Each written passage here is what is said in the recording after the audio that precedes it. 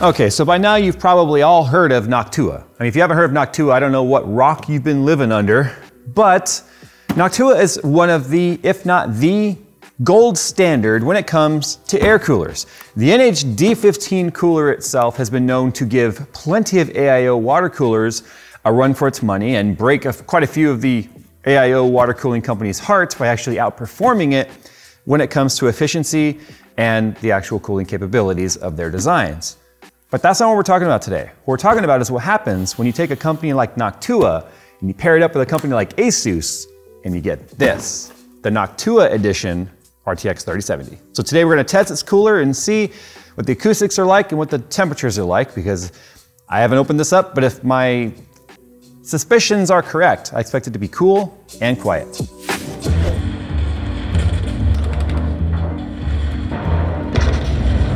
Hey, Jay. Jay. Jay. What? We got work to do. Yeah, I'm playing World of Warships. Yeah.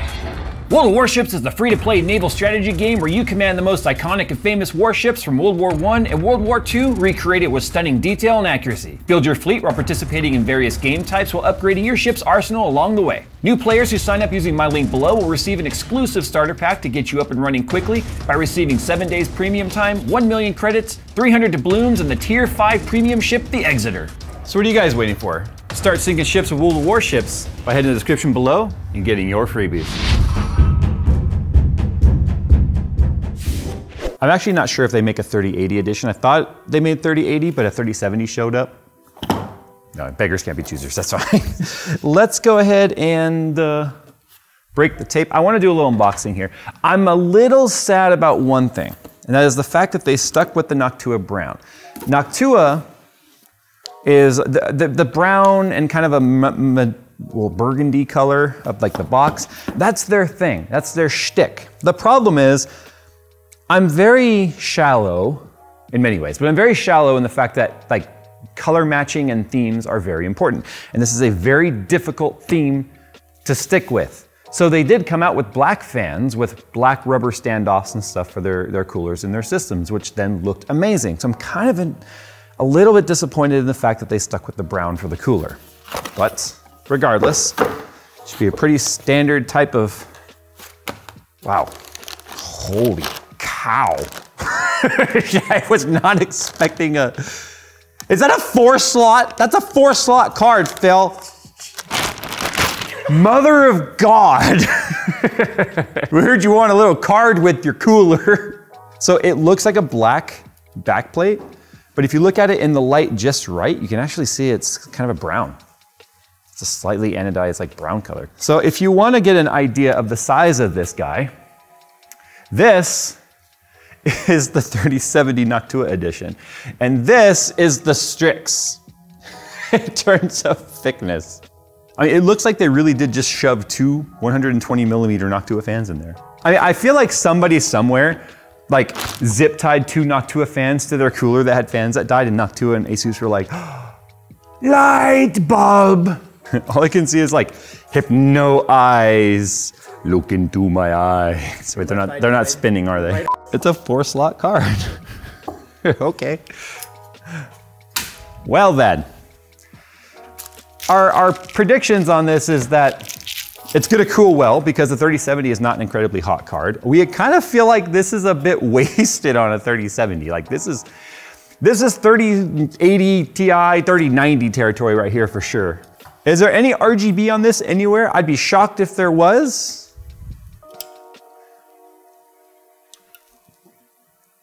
Okay, just as I suspected, there's not. All I see are eyeballs going like this. Okay, let's talk about acoustics here real quick. My lav mic it's a condenser mic, so it's gonna do a pretty good job of off-axis rejection and stuff. So I'm gonna try and get close to the card.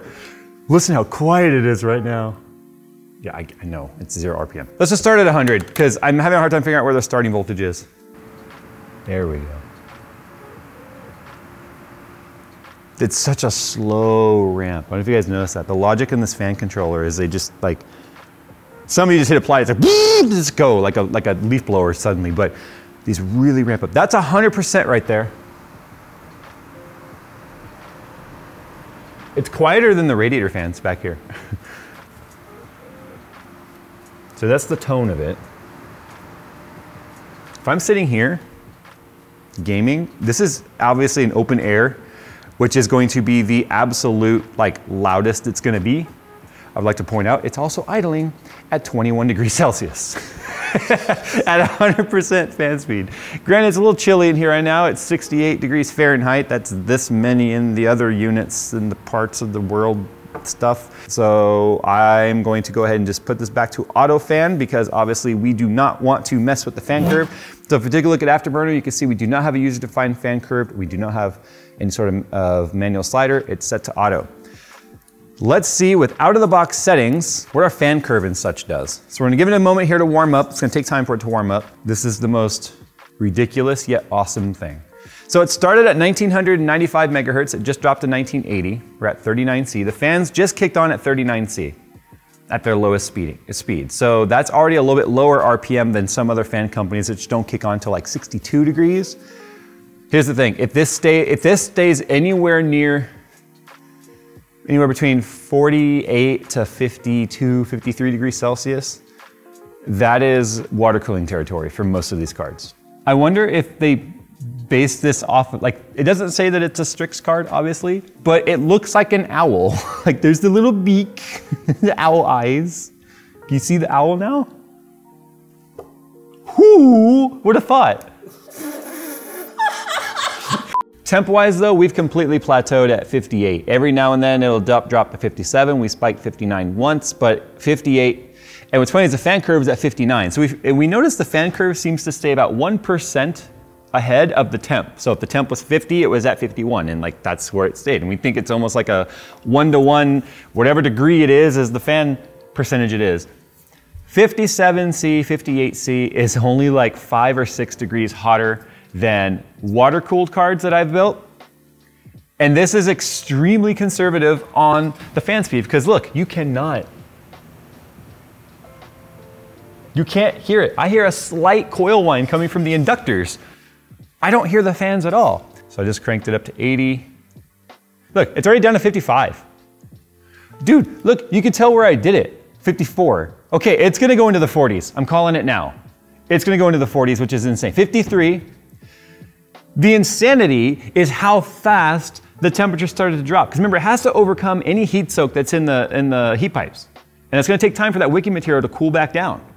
This did it instantly. There's 51. We're gonna cross into the 40s at this RPM, I feel. There's 51. Before I go to 100, I wanna see this thing hit 49. It's gonna, I promise it's gonna do it.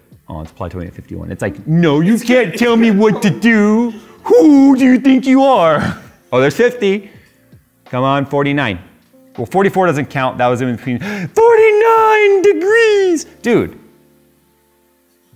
what the actual hell? Now, yes, it's in an open air test bench, so the only thing affecting the cooling capability is the cooler itself, which is how you isolate the cooler's cooling capability. For all you that are like, tested in a case, that's not real world. Why would I want to affect the cooler's capability with a case? Because then all we're reviewing is how bad the case is at cooling, not the card. Stop it. Dude, yeah, some cards idle higher than that because 0 RPM fans are in the 60s, like 62, so they'll idle at like 50. If you've got a 0 RPM card, I bet you someone watching this video right now is going to look over at their card and see that it's hotter doing nothing, that this card is under full load because of 0 RPM, but still. All right, so it looks like 45, 46 is where we've pretty much, look, it's bouncing back and forth between those, 46, 45, 46, 45. I'm curious now, where is it gonna go? So if we look at our, look, right, 1980 to 1965, if we max out power limit, what's gonna happen to our temp and our frequency? I believe 1995 is where the absolute highest core clock state is for this card. Dude, it hit 44 for a second there, and I maxed out the power limit.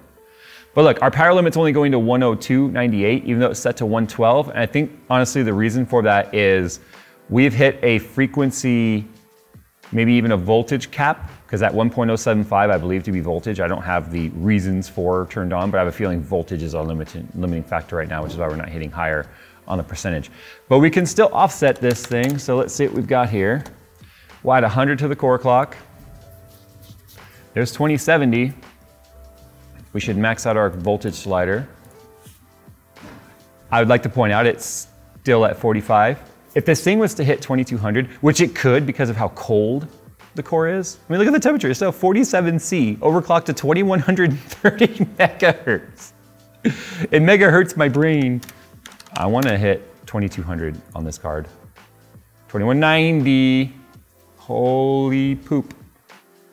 And the temperature's still not going up. Who would have thought strapping NOCTUA high static pressure fans on an Asus card would be so capable of this.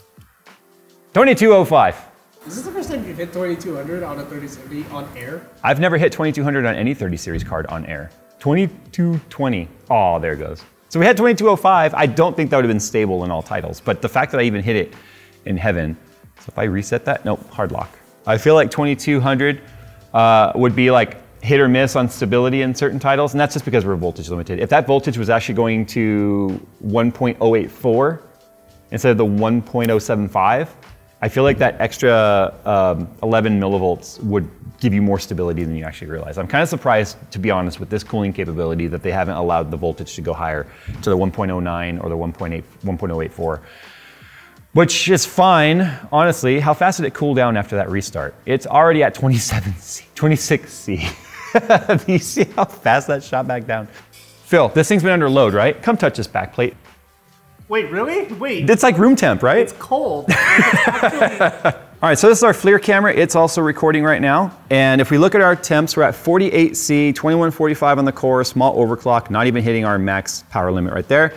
But here's the back of the card, which has been running for a while now. So if we take a look at the back of the core, which has a cutout, you'll see it's basically matching the temp on screen. So that's 47.7, and that's at 48. So there you go. But the back plate, which does have thermal pads and stuff touching it, and cutouts where they want the best airflow, the back plates we've showed before in certain cards are like really hot. Like we actually had one melt a wire. Remember that? It melted the insulation on the wire. If you hear grinding, I apologize. They're working in the alley.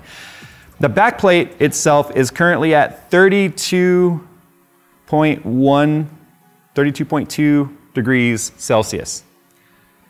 For you Americans out there that don't speak the C, let's put this in perspective. The palm of my hand, don't get any funny ideas about why my palm is so warm, is at 32.5 C, 32.1, 32.2, depending on the part I touch. The back plate, right next to the core, and I'm not cheating by going to the edge, I'm right next to the core, 33. It is what, 0.2, 0.3 Celsius warmer than my skin temp. Let that sink in for a minute. I think all you right now should pause this video and go touch your back plates. Put on some burn cream and then come back while I'll tell you that although this is the collaboration I never knew I needed, something about wanting it. I never knew I wanted it.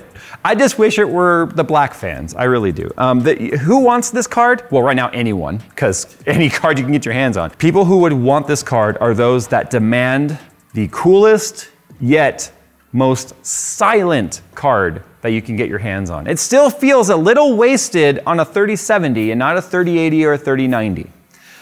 Interesting the fact that they went with a 3070, but I digress. They have their reasons. It's also the first card I've ever reviewed where with an overclock, we cannot cap out the power limit because we've capped out voltage first. That's an NVIDIA spec. So this is the first card. Even the big overclocking cards that have been built usually hit power limit. In fact, always hit power limit before we hit voltage limit, which allows us to, which then ends up having us hit a core frequency limit because the power limit isn't allowing the voltage to go any higher, even though there might be voltage headroom, because then we see crashes. So this is the first card I've personally reviewed that has voltage limit be our main reason, not power limit. So there you go, guys. Huge thanks to Asus for sending us a card to have a look at. I feel like I need to come up with a brown PC theme now for this. It's absolutely bonkers on how silent it is. I don't know how it's going to be on the sag, because although it is tied in right here, it is screwed to the cooler. So it shouldn't sag too bad if it does at all, because it is triangulated on its mounts. Anyway, sound off down below how you guys feel about this collaboration. Is it the one you never knew you needed, but you wanted, and now it's here? You're going to try and get one when they launch? Anyway, guys, they're grinding outside. I'm grinding in my head. It's time to go. We'll see you in the next one.